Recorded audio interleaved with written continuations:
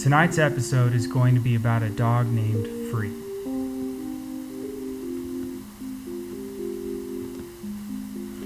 Okay, and welcome to Dogs Without a Home. As always, I have the intrepid Electro Dog. This is a show about rescuing dogs, not buying dogs, finding dogs in bad situations. This particular one is going to be about a dog in Korea that was saved by a dog rescue organization. They're a registered nonprofit in the United States. In fact, I got my dog from them. The name of the group is Jindo Love Rescue. And why are they important? Because, well, dogs are actually factory farmed for food in Korea. So organizations like Jindo Love Rescue, well, they try to do something about it.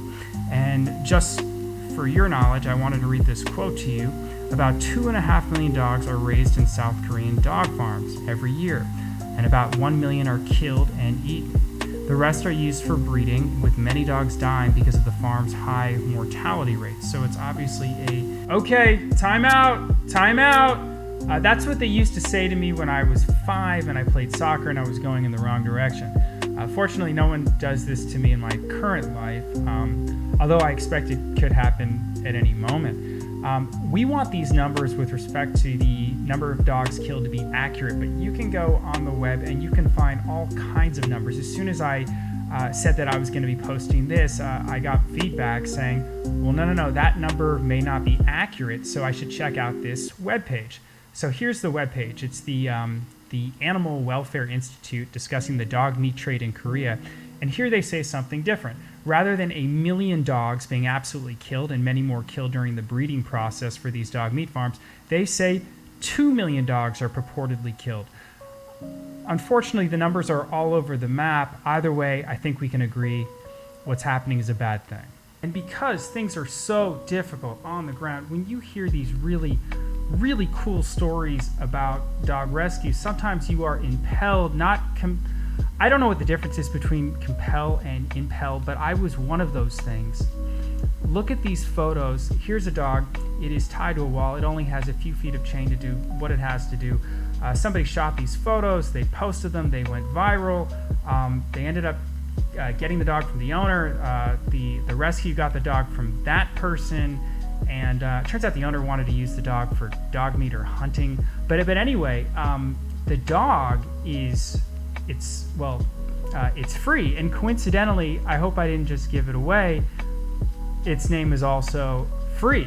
So this is the story. I mean, that was the story of Free, but this is the story of Free now. So Jindo Love Rescue is a nonprofit, and it is based out of South Korea. Okay. So the focus is Patty Kim and Sue. They got together.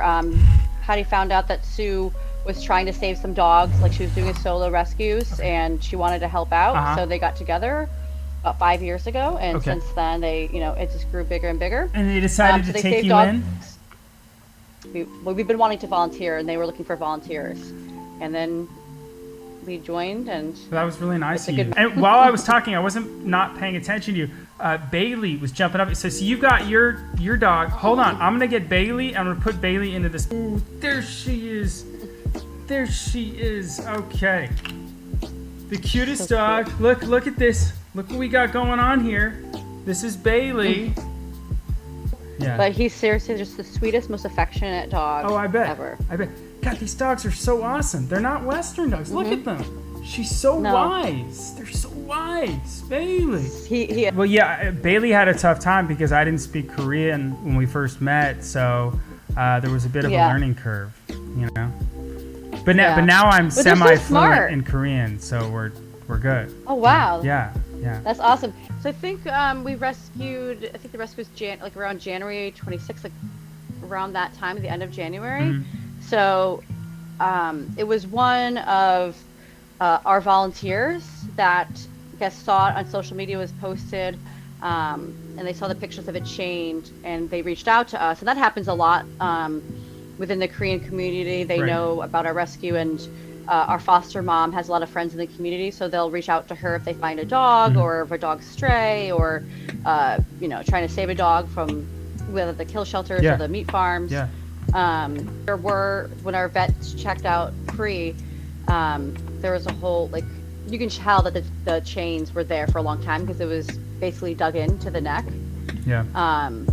So that's how Free lived for a significant part of his life. And if you see the videos now, I mean, obviously I'm not physically there, but we get all of these wonderful videos and photos, and he just looks like he's thriving. I would never have been able to tell that this poor dog was just chained up outside with no love. Right. Possibly probably abused. I mean, he was abused, but who knows to what extent.